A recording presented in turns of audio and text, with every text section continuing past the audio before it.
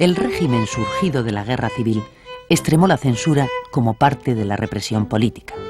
En marzo de 1941 se ordenó revisar todas las películas autorizadas en los primeros meses de la posguerra. Y en noviembre del 42 se creó una Comisión Nacional de Censura, cuyas sesiones eran secretas, encargada de aplicar al cine las normas patrióticas de cultura y moralidad del régimen.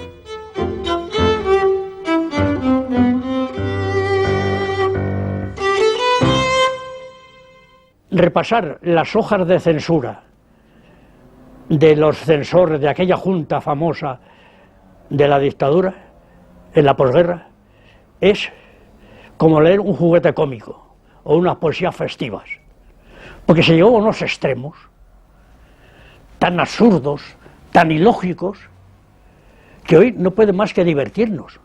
Usted sabe, por ejemplo, que en ese Mi hombre de Benito Perojo el censor suprimió la voz de un vendedor de periódicos solamente porque gritaba "la libertad, el liberal".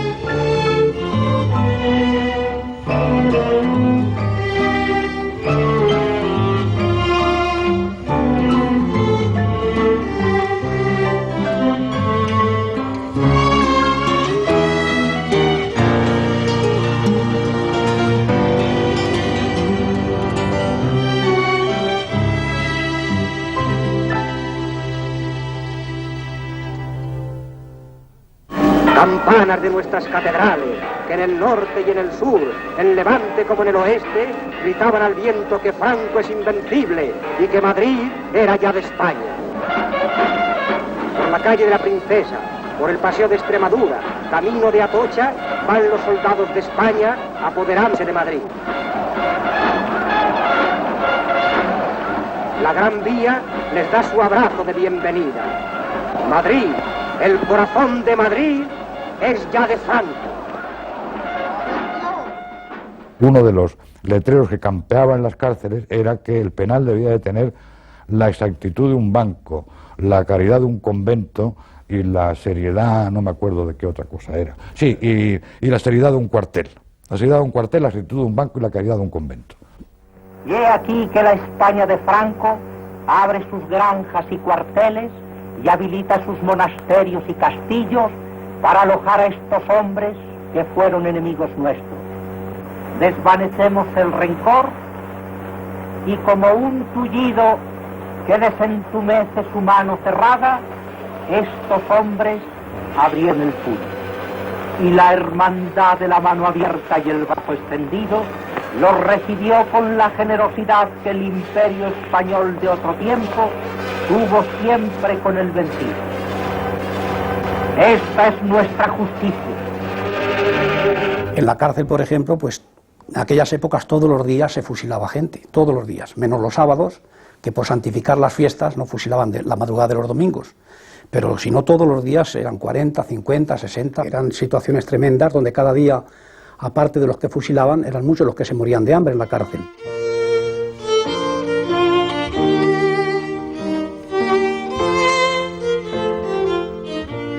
Incluso Himmler, cuando vino a España y vio la política de Franco de castigo a los republicanos, se quedó asombrado y dijo: ¿pero qué están ustedes haciendo? El año 42 todavía fusilando gente, ¿pero qué es esto? Se fusila a los cabecillas el primer mes y luego se integra a la gente, como ha hecho Hitler en Alemania. Hasta le tenía que poner de ejemplo a Hitler. Queremos libertad, pero con orden.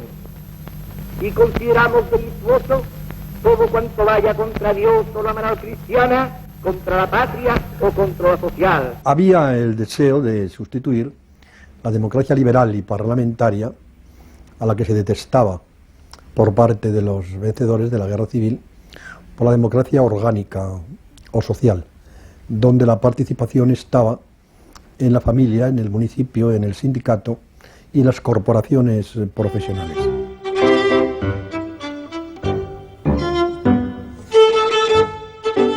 una de las posibilidades que había entonces para un niño de mi edad era formar parte del Frente de Juventudes, afiliarse al Frente de Juventudes, porque con eso te daban una especie de chusco, de un pan amarillento, un poquito de chocolate, no mucho más.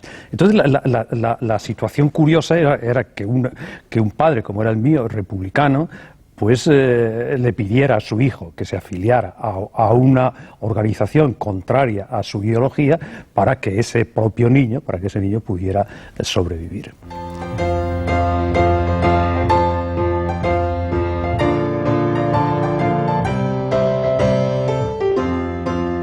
Cuando terminó la guerra civil, hubo una orden drástica de las autoridades militares a su entrada en Barcelona, por el cual todo material cinematográfico quedó incautado. El Servicio de Recuperación del Ejército se apoderó de ello, se lo cargó en camiones y en medios de transporte, lo llevó a Burgos y lo entregó al Ministerio de Jornada, que era un poco como si fuera el superministerio y al que correspondían las cuestiones de contraespionaje, de control ideológico, etcétera, etcétera.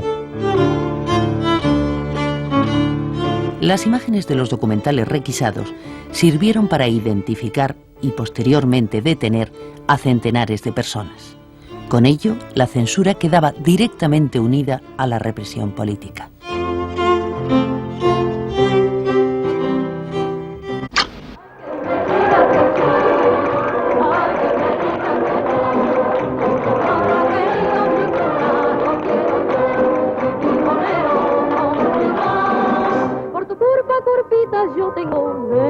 El cine español tardó en reorganizarse y sus primeros éxitos fueron las 5 películas que se habían rodado en Alemania durante la guerra.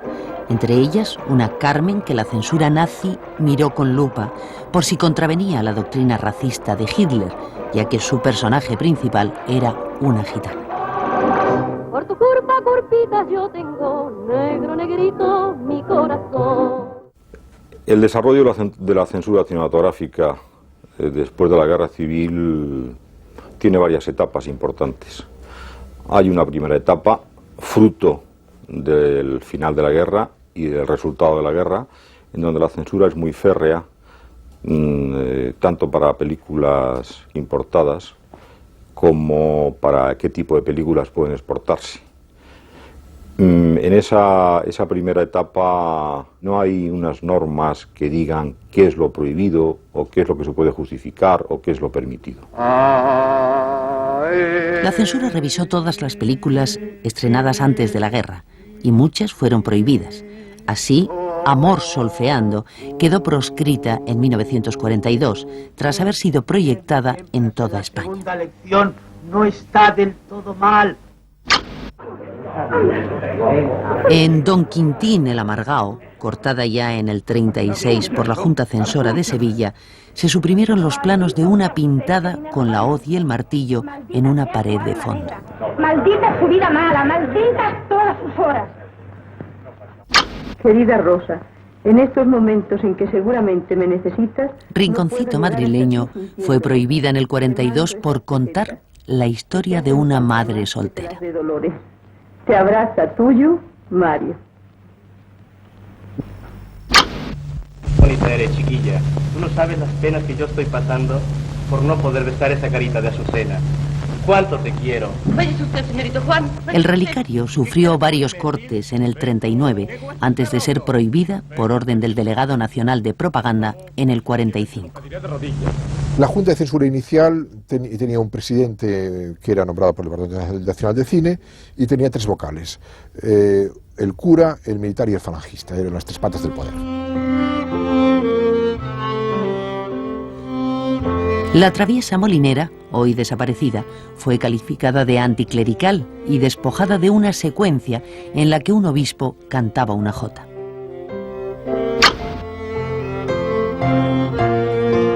La actuación más drástica de la censura se produjo con Nuestra Natacha, adaptación de la obra de Casona, que no solo fue prohibida, sino entregada al fuego purificador. Existía la copia perfecta, y terminada y montada de Nuestra Natacha. Se dice que también fue quemado en negativo, ¿no? Porque eso de quemar en negativo es una cosa que las dictaduras no se andaban por las ramas, ¿no? Se quemaban en negativo, ya sabían que ahí no podrían haber nunca más una copia de esa película. Estamos a 1, a 2 y a 3. La alegría de la huerta fue una de las películas prohibidas para la exportación, no por cuestiones morales o políticas, sino por temor a que dieran una penosa impresión de la producción nacional. En algunos casos, no solo se impidió la venta de las películas en el extranjero, sino que se vetó su exhibición en locales de primera categoría en Madrid y Barcelona. Esta censura de gusto, que enjuiciaba los valores de la producción cinematográfica, se mantuvo hasta 1953.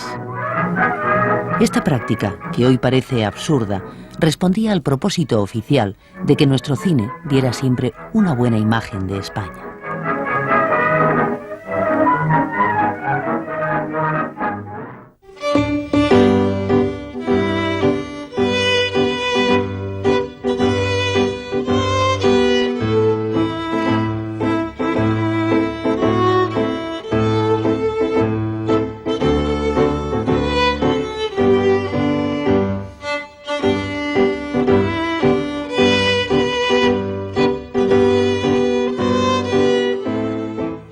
La censura previa de guiones se crea el 15 de julio de 1939.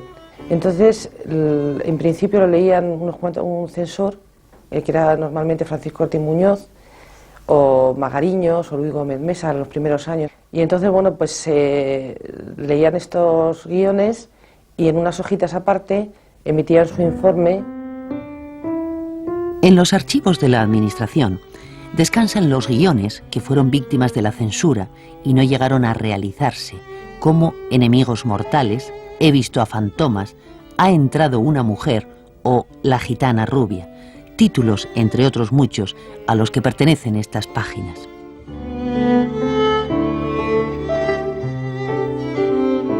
Pero la censura de guiones no era el único instrumento de control sobre el cine. También había que presentar un detallado proyecto empresarial y obtener un permiso de rodaje.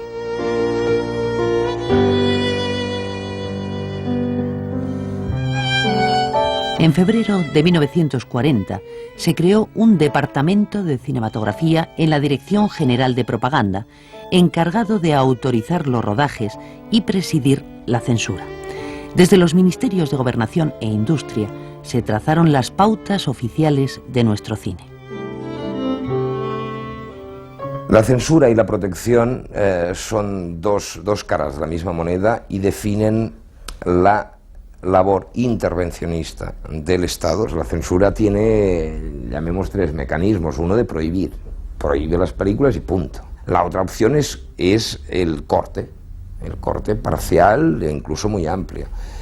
Y la tercera opción es película condenada a no ser de interés especial y a no tener protección, entonces la película se hunde. Tropas alemanas de reconocimiento en el Cáucaso. El arte de la guerra presenta a veces espectáculos tan bellamente impresionantes como este. Fruto de los planes oficiales para el cine, a principios del 43 se fundó el Nodo, destinado a ejercer el monopolio de la información filmada. Nodo se creó como prohibiendo todos los demás noticiarios. Directamente no existía censura en el Nodo. Nosotros vivíamos del ambiente, lo conocíamos, nos autocensurábamos, no íbamos a ir a los barrios bajos o a los pueblos a rodar el que se vivía en malas condiciones e incluso que literalmente se pasaba hambre. Ni se nos ocurría. Y si había huelga de tranvías en Barcelona, pues como si había la verbena de San Juan. ¡Capitán Butler! ¡Capitán Butler! ¿Por qué me haces tanto ruido, chica? Tengo un regalo para el Capitán Butler, señorita. Capitán Butler, baje que tengo que hablarle, señor. ¿Qué ocurre, Prissy? La señorita Carlota me manda a decirle que ha tenido un niño, la señorita Melania. Y un niño muy bonito además. Y luego asistió la señorita Carlota y yo. Durante la posguerra, la cartelera española registró notables ausencias. La más llamativa fue Lo que el viento se llevó, que no pudo estrenarse hasta 1950. Muy bien ahora que todo ha terminado. Sí, ya me lo figuro. Y los yanquis ya vienen y la señorita Carlota dijo que... En 1943 se reguló la importación de producciones extranjeras, otorgándola a quienes rodaran películas de interés oficial. Se estimulaba así el desarrollo de un cine franquista, a la vez que se extremaba la rigidez de la censura. ¿Alguna de vosotras sabe dónde puedo robar un caballo para hacer una buena obra? Así, en Furia, de Fritz Lang, se suprimió un diálogo sobre la libertad de expresión y las garantías constitucionales. Los ejemplos de cortes y prohibiciones por motivos políticos o morales serían interminables. Oh, dis-moi, chérie, tu ne m'aimes plus. Embrasse-moi la grande coup comme j'aime. Tu sais, chérie, je t'en prie. Embrasse-moi, chérie. Je veux que tu m'embrasses. Embrasse-moi là. Oh, chérie.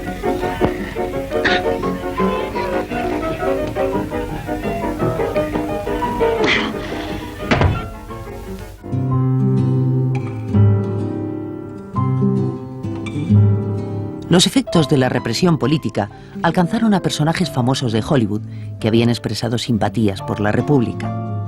El 2 de abril de 1940 quedó prohibido citar en la publicidad a 29 cineastas americanos. Es decir, por ejemplo, una película de Chaplin no se decía que era una película de Chaplin, sino se decía una película del cómico, del bigotito, el bastón y el bombín. O una película de Joan Crawford se decía por la película de la célebre estrella de los ojos más bonitos de Hollywood.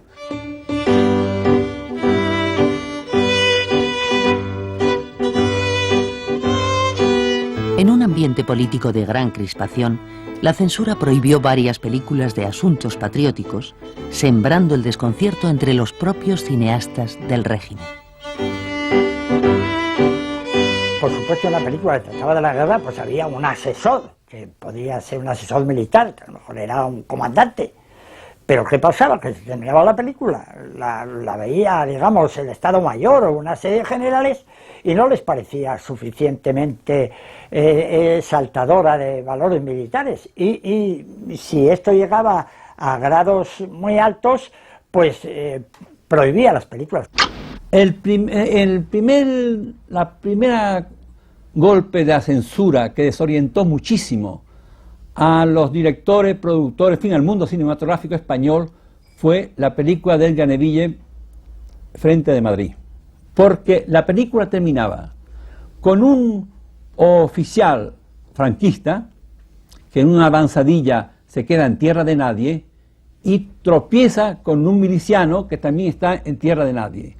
Y entonces, al recibirlo ambos, fuego de ambos lados, se abrazan y mueren abrazados. Y no solamente tuvo que quitarle ese final, sino que tuvo que rehacer casi todo el diálogo de la película. El crucero Baleares se rodó con todas las bendiciones oficiales, pero nunca sería vista por el público. Un día antes del estreno, se ofreció un pase privado a personalidades políticas y militares. Aquella misma noche, la película quedó prohibida. Contaban, creo que contaron varios, que los extras que hacían de marino a tenerse que hundir el barco, se tapaban así la nariz para poderse meterse en el agua sin ahogarse de verdad. Y Carrero Blanco puso El grito en el cielo y prohibió la película. No solo la prohibió, sino que mandó quemar el negativo.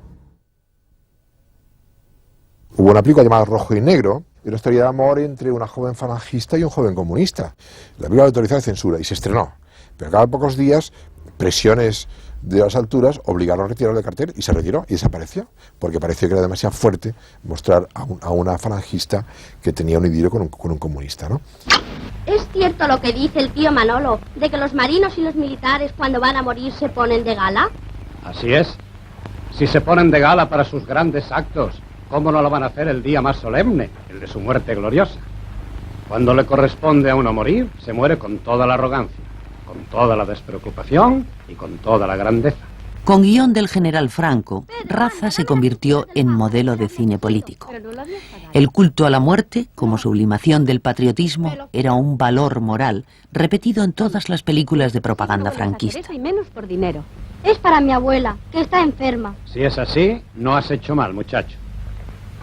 Algunos diálogos parecían ecos de la voz patética del general Millán Astray en Salamanca, dando vivas a la muerte. Así fue la muerte hermosa de nuestro antepasado. No comprendo que morir pueda ser hermoso. Pues lo es, Pedro. El deber es tanto hermoso cuanto más sacrificios entraña. ¿Recuerdas aquella esquela de un voluntario de 16 años? Pero tú no irás a que te maten, ¿verdad? Me dejarías muy sola. Qué bonitas son esas esquelas que dicen: murió por Dios y por España a bordo del crucero Baleares a los 17 años de edad. No pienses en esas cosas.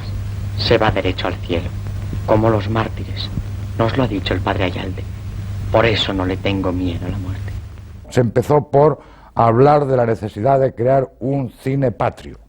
Y vino la época de las películas de hazañas bélicas, como eran A mí la Legión, Jarca, toda esta serie de películas. Tú sabes a lo que vienes aquí. A morir por la Legión. Otro.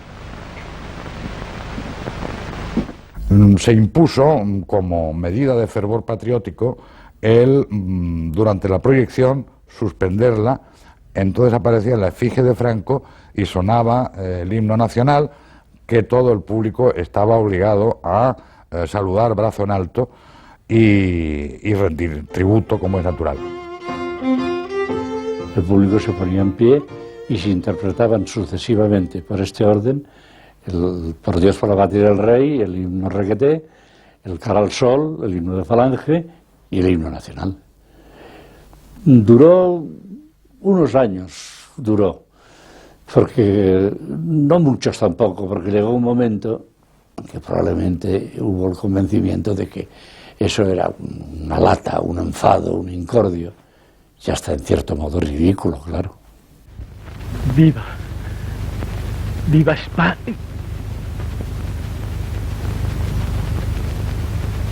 Pero pese a tanto derroche de fervor patriótico, este cine oficial tampoco quedó a salvo de las tijeras de la censura.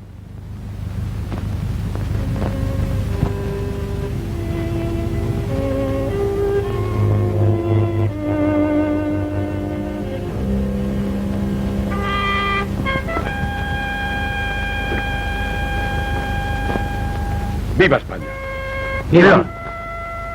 Por ejemplo, Jarca. ¿Qué problema había en Jarca de censura? Pues la censura es que no se podía sacar al moro malo como enemigo, y entonces era, bueno, pues una guerra contra nadie. Sin embargo, los censores mostraron especial tolerancia con Jarca, autorizando un escenario para descanso del guerrero legionario, con chicas de alterne. Maruja, vamos a bailar. E incluso con un fugaz 2 piezas insólito en su época.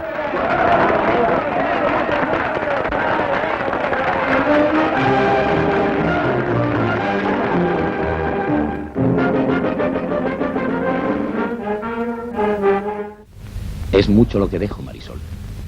Y hemos estado juntos tan poco tiempo. No importa, José.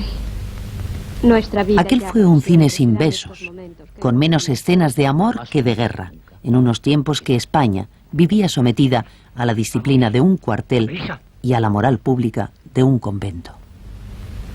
Adiós, Marisol. Adiós, José.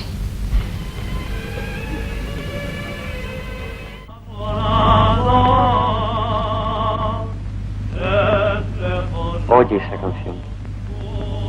Así es el alma de Asturias, como esta noche clarina y serena. Y así somos los asturianos y los soldados de España.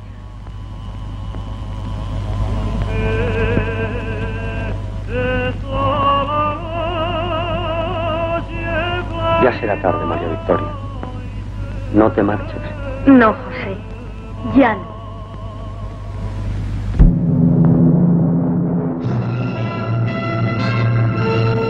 Entonces allí había el beso. Pero te decían volver la cabeza, que solamente se veía el pelo de él, o el pelo mío, lo que fuera, para que no se vieran nunca las bocas juntas. No podemos evitarlo. Los criterios de la censura reflejaban la intolerancia de una sociedad que castigaba los besos y caricias en público como delitos contra la moral.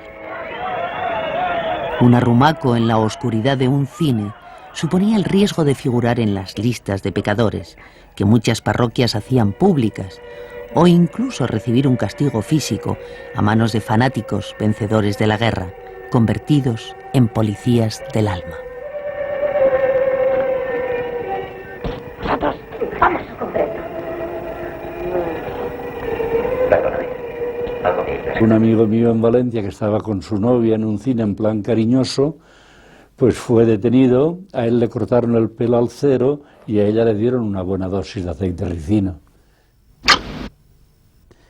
No olvide usted que es una posguerra además civil, de guerra civil, pero la manera de ejercer la censura me pareció un poco desproporcionada. Y ya me lo pareció entonces y me lo sigue pareciendo ahora.